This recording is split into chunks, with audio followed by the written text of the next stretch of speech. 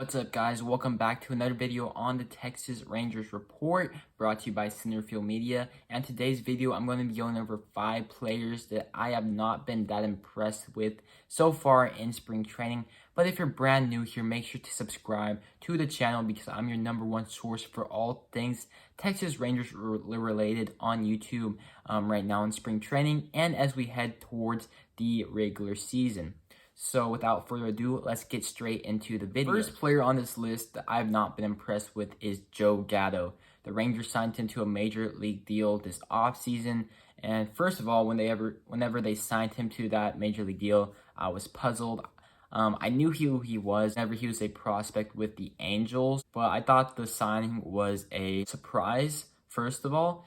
And I'm like, okay, let's just see what he does in spring training. And right now, he's not impressing me in spring training at all. In his first 2 appearances, he has not been impressive. He's let up multiple runs, and it's not looking pretty. I did not think he'd make the opening day roster. I definitely thought he'd need time in the minors. So maybe he'll have better success in the minors, and he will develop down there. However, if the Rangers need a 40-man roster spot, he's definitely looking like a guy that the Rangers could give up that 40-man roster spot for because he's just looking like a waste of a spot. Say next season, whenever the Rangers want to sign Trevor Story, granted if Gallo's around, say I want to sign Trevor Story, I would definitely be okay to get rid of Gallo. Or say we need to call up one of our top prospects like Josh Young or Cole Winn or somebody of that nature. You guys know what I'm trying to say. He's just looking like a waste of a signing, and he looks expendable if we need to bring somebody up. So that's the first guy who is not looking too hot right now. The second guy, and I'm not really surprised by this, is Rugan Odor. He's not looking very hot right now. I think he only has like 2 hits right now in spring training. He did have a nice double that brought in like 2 runs, but he's just the same old Odor, striking out a bunch. He has a nice hit every few games or so, but he's just not the type of major league player you want on your team if you're trying to compete for championships. So he's not been impressive. He's not been impressive in the past, and it's just frustrating to see him play for the Rangers over and over. I hope maybe he builds some trade value or something happens with him because I'm tired of seeing him on the Rangers roster over and over, and he's just been disappointing over and over. So we'll see what the Rangers do with him. Maybe he can get better. I'm not too confident that he will. The Rangers always say, like, we know he can be a better player. We know he can help bring this organization to better places. I'm just not seeing it, and they've been saying it for plenty of years now. So it's time for change. The third player on this list is Nick Solak. I'm kind of surprised by this. I think he's a pretty solid player. I don't think he's a super great player, although he's projected to be our starting second baseman heading into the 2021 season. So this is a little, not really scary to see, but it draws some alarm because you don't want to see your starter struggle all the way through spring training, and then you just hope, okay, it's regular season now, he's going to be fine.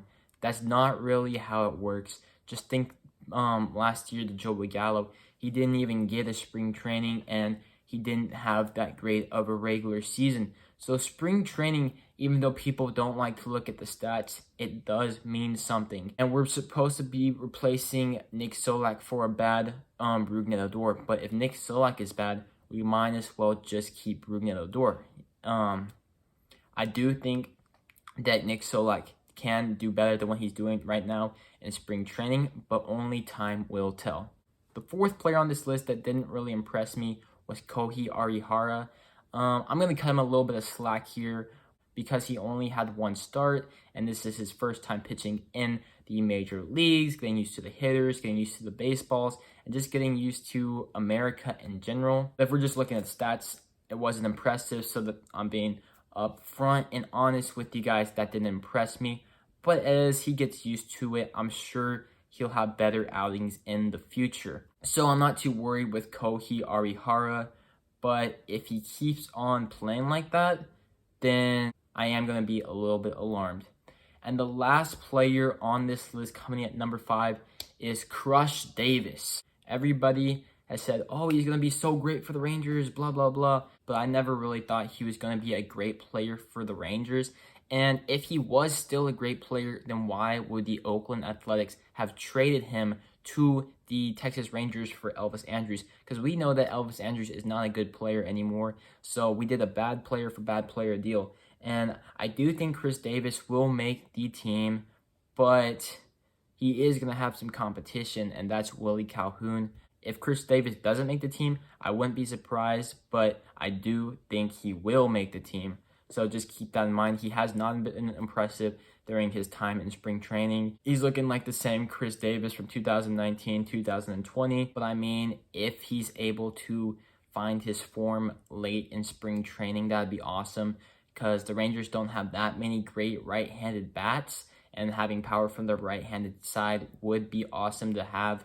But I don't have too much hope for Chris Davis. He's obviously on the downswing of his career. So we'll just see what happens with his time with the Rangers.